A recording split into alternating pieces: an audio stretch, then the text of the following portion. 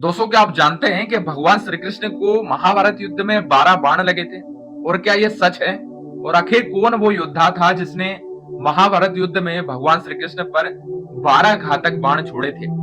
दोस्तों, कई YouTube video के अंदर और टीवी सीरियल में ये दिखाया जाता है कि महाभारत युद्ध में भगवान श्री कृष्ण को 12 बाण लगे थे, जबकि भगवान श्री कृष्ण तो इस युद्ध में निहत्थे थे। तो फिर आखिर ये सब हुआ कैसे? दोस्तों, अगर आप इस वीडियो को लास्ट तक देखते हैं तो फिर आपको विस्तार से सारी चीजें समझ में आने वाली है। दोस्तों, स्वागत है आपका हमारे YouTube channel the diamond talk पर। और आज के इस वीडियो में हम विस्तार से बात करेंगे कि कौन वो योद्धा था जिसने भगवान श्री कृष्ण पर 12 घातक बाण चलाए थे। वीडियो में आगे बढ़ने से पहले अगर आप भी सनातन धर्म से जुड़े हुए रोचक वीडियो देखना पसंद करते हैं तो फिर आप इस यूट्यूब चैनल को सब्सक्राइब जरूर कर लीजिएगा, क्योंकि सनातन धर्म से जुड़े हुए रोचक वीडियो मैं आपके लिए लेकर आता रहता हूँ। तो चलिए शुरू करते हैं। दोस्तों, महाभारत युद्ध से पहले भगवान श्री कृष्ण ने अर्जुन और दुर्योधन के सामने एक शर्त रखी थी कि वो या तो भगवान श्री कृष्ण को चुन ले जो कि निहत्थे रहेंगे, या फिर उनकी नारायणी सेना को चुन ले जो कि कभी भी युद्ध में हारी नहीं थी। दोनों ऑप्शन जब दुर्योधन अर्जुन के पास थे तो दुर्योधन ने भगवान श्री कृष्ण की अक्षौणी सेना को मांगा और अर्जुन ने स्वयं भगवान श्री कृष्ण को मांगा। और भगवान श्री कृष्ण ने निर्णय लिया कि वो अर्जुन की तरफ से युद्ध में उतरेंगे और वो निहत्थे रहेंगे। तो फिर आखिर वो कौन सा योद्धा था जिसने स्वयं भगवान श्री कृष्ण पर 12 घातक बाण छोड़े थे? आपको बता दें कि वो योद्धा कोई और नहीं बल्कि स्वयं सूर्य पुत्र कर्ण था। अब दोस्तों, जानते हैं कि उस समय आखिर ऐसा क्या हुआ था कि कर्ण को भगवान श्री कृष्ण पर 12 घातक बाण छोड़ने पड़े। दोस्तों, ये घटना है महाभारत युद्ध के 17वें दिन की, जब अर्जुन और कर्ण दोनों आमने सामने आते हैं और दोनों के बीच भयंकर युद्ध हो रहा था। दोनों योद्धा एक दूसरे पर कई सारी असीम शक्तियों का प्रयोग कर रहे थे और कई सारे घातक बाण चला रहे थे। और रणनीति यह थी कि आज के इस युद्ध में यानी 17वें दिन दोनों में से कोई ना कोई एक योद्धा ऐसा होगा जो इस युद्ध में हारेगा। और कर्ण ये ठान कर आए थे कि आज के इस युद्ध में वो अर्जुन का खात्मा कर देंगे, यानी अर्जुन को मार देंगे। और अर्जुन भी यही सोच कर आए थे कि आज वो कर्ण को खत्म कर देंगे। अब दोनों के बीच में बचपन से ही बहुत बड़ी प्रतिस्पर्धा थी और दोनों ही एक दूसरे को सर्वश्रेष्ठ धनुधारी मानते थे।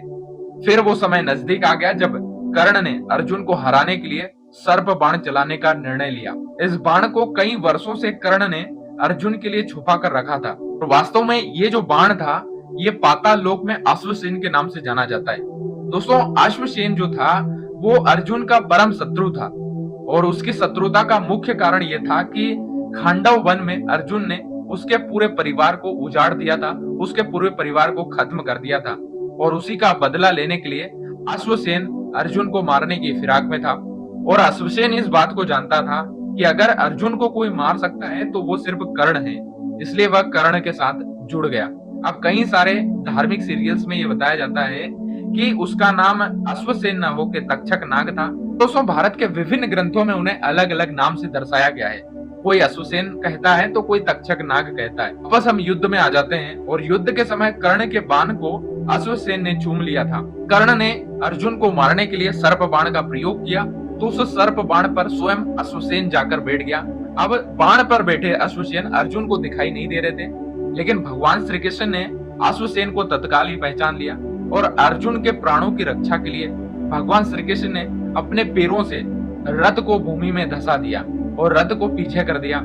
अब जैसे ही बाण आया तो वो अर्जुन को लगने के बजाय अर्जुन के मुकुट से टकराकर जाकर धरती पर गिर गया। अब भगवान श्री कृष्ण ने अर्जुन को तो बचा लिया।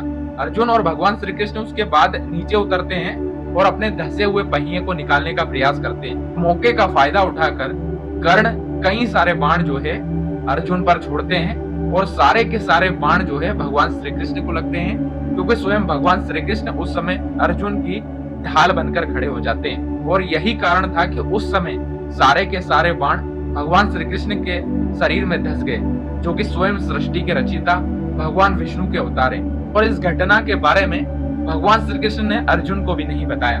उसके बाद अर्जुन ने अश्वसेन के टुकड़े टुकड़े कर दिए और इस तरह भगवान श्री कृष्ण ने स्वयं पीड़ा सहते हुए अपने परम प्रिय अर्जुन को बचा लिया। सिर्फ इसी वजह से कर्ण के 12 तीर स्वयं भगवान श्री कृष्ण ने खाए थे।